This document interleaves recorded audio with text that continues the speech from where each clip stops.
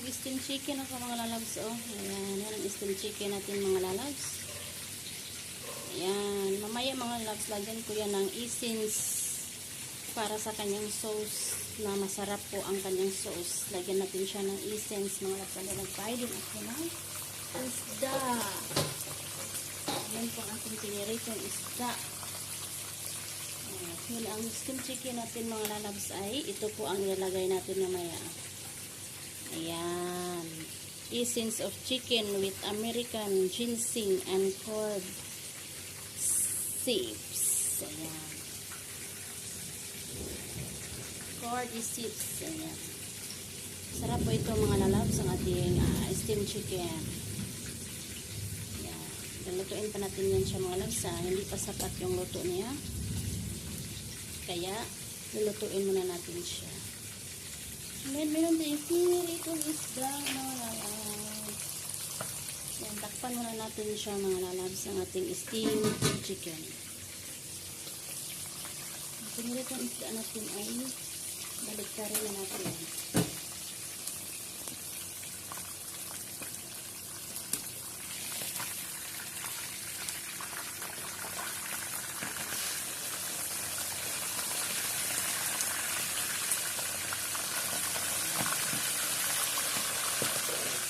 Hindi yung matigas sa inyong mga lalabs. Takpan na natin siya mga lalabs.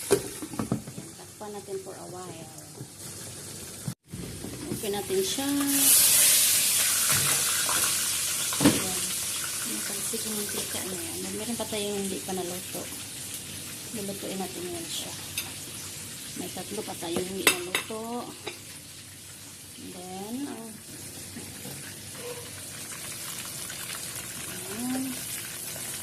ating isda, luto na ang ating pinirito. Nagdala natin siya sa plato.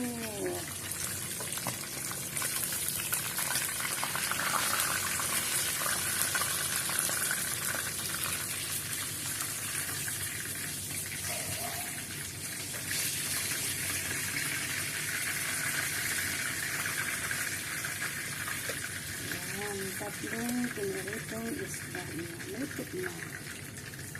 And then, may isasalang tayong tatlo din.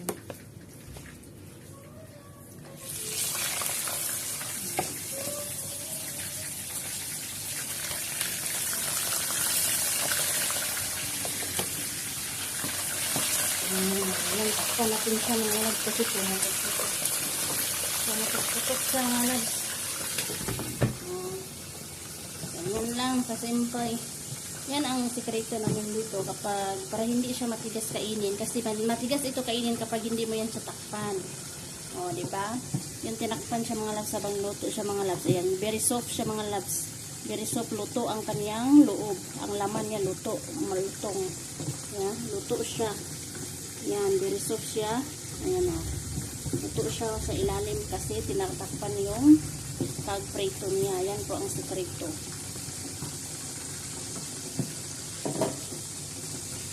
Ayan, pumutok-putok siya. Ang ating prito.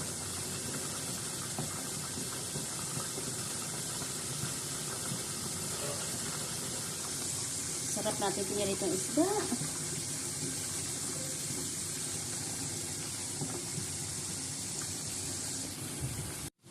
At ito naman mga lalabs, may naluto na akong adobong baboy. Ayan. Una ko ito niluto, hindi ko ito siya nakuna ng video kanina. Naluto ko yung adobong baboy natin. Yan siya, masarap ang ating adobong baboy mga lalabs. Kasi minarinit ko siya bago siya niluto. Yan ang ating adobong baboy. And syempre po mga lalabs, meron tayong calamaris. Ayan, luto na ang ating calamaris. O, diba? Sarap ang ating calamaris mga lalabs kasi minarinit ko siya ng itlog. And then pepper, a little bit of salt, and then calamansi. Nilagyan ko siya calamansi bago ko siya nilagyan ng ready mix flour. Ayan po ang ating calamaris squid. Ayan po ang ating calamaris squid ay luto ng ating calamaris. Ayan. Ito ito po yung ulo ng squid mga lalabs. At ito po yung katawan niya. May circle. Ayan ang adobo natin. Ayan. Hindi mawawala ang ating gulay. May gulay tayo na mushroom. Then cabbage. Ipa-fry natin yan mamaya. Spinach.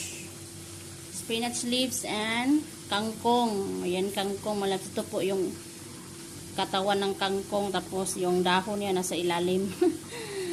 Alright. Mag-ano na tayo ng ating isda.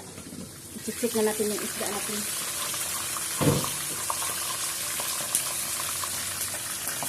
Yan, bagtari na natin yung lalat. Ayan, pinamas na bagtari. Ayan, bagtari na natin yung ating isda.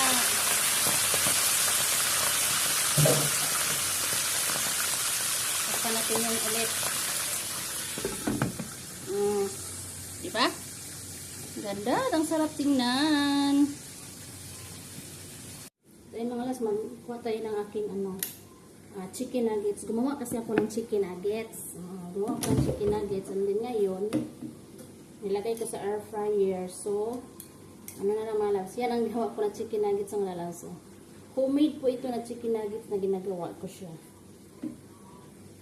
And then, nilagay ko sa air fryer para mainit siya. Luto na talaga siya mga lalabs. Homemade lang po ito mga lalabs. Hindi ako hindi kami bumili sa labas. Kasi, yung bumili ka talaga doon sa labas ng chicken nuggets ay very perfect po talaga paggawa nila. Ito ay first time ko ito ginawa. Gumawa ko ng chicken nuggets. And then, yung breast na chicken, mini-mince ko siya. Tinatagtad ko yung chicken, breast chicken, and then yung potato. Ayan po ang ko, chicken nuggets na homemade mga lalabs. Ayan. Para siyang pagod pero hindi, no. Yan siya sa, lang yan siya. Sa ibabaw lang yan, pero sa loob ang sarap siya kainin kasi potato po ang nilagay ko dito. Potato, egg, and then chicken breast. And then tinimplahan ko po siya mga lalabs. Ini-smash ko siya tapos nilagay ko sa air fryer. Diba? Simple lang mga lalabs. Yan, time check ang ating piniritong isda.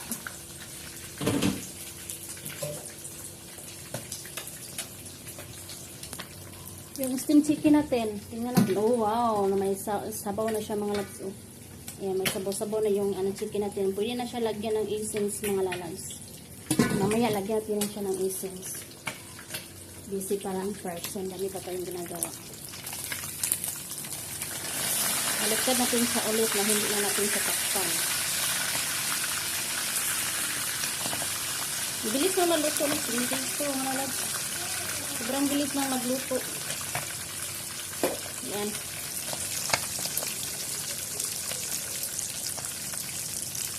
Napakabilis ng lutuin niya.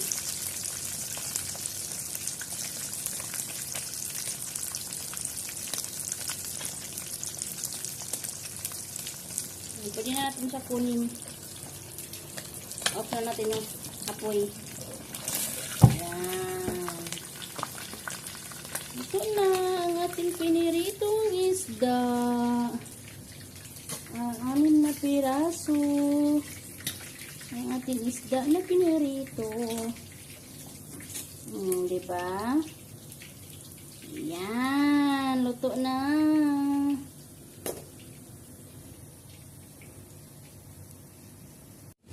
At ngayon mga lalabs, lagyan natin siya ng chicken essence kasi luto ng ating steam chicken. Ayan. Diba mga lalabs? Sarap na ito mga labs kasi may sabaw-sabaw ng steam chicken. Alright. Yan po ang ating steam chicken na masarap. Ayan, pinakuluan ko yung kangkong mga lalabs. Nilagay natin siya yan sa cold water. Hainin natin. Pupunin natin yung kangkong. Ayan, drain natin yung kangkong mga lalabs. Napakuluan natin siya. After ng pakulo mga lalabs, ilagay natin ito siya sa cold water. Ayan. Pagkatapos niyan, may sauce tayo mamaya na ilalagay. Lagyan natin siya ng soy sauce. Pagkatapos ng soy sauce, ayan, cold water na siya. Nilagyan na siya ng cold water. Nilagyan natin siya ng ganyan. Ayan. Ayan siya. So, lagyan natin siya ng soy sauce mga lalabs. Ang sauce natin para sa ating kangkong ay tayo ng chili, onion, garlic, and then may chicharon tayo, and then lagyan natin ng a little bit of sugar and oil, boiling oil. Yan, ito po yung kangkong natin mga lalabs. Nalagyan natin siya ng a bit of chicharon. Ayan siya. Ayan ang ating kangkong mga lalabs. Kangkong po yan mga lalabs. Nilagyan ng chicharon, a bit of chicharon. Magluto tayo ng cabbage and mushroom mga lalabs. Magprito tayo, mag-fry. Fry lang natin yan siya. Simple lang, onion first. Diba? Onion. Tapos na garlic. Simple lang mga lalabs. Yan, chinchay, mga chinchay. Chinchay.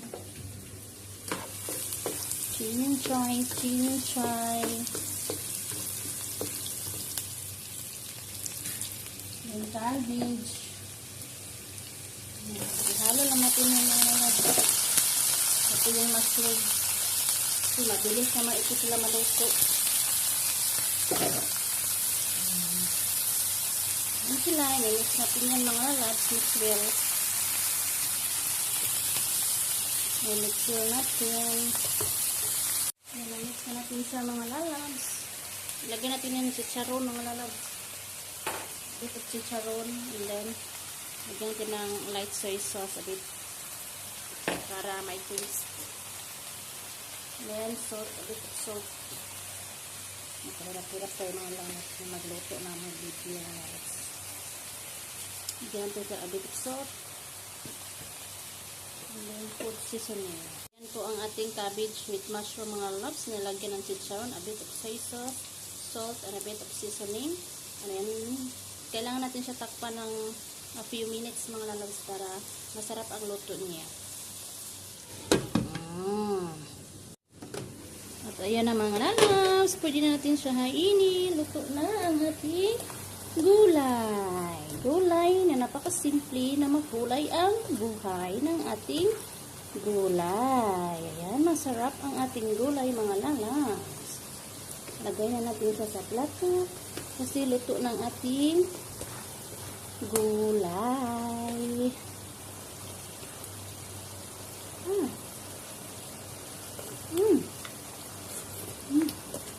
Sarap lagi niya.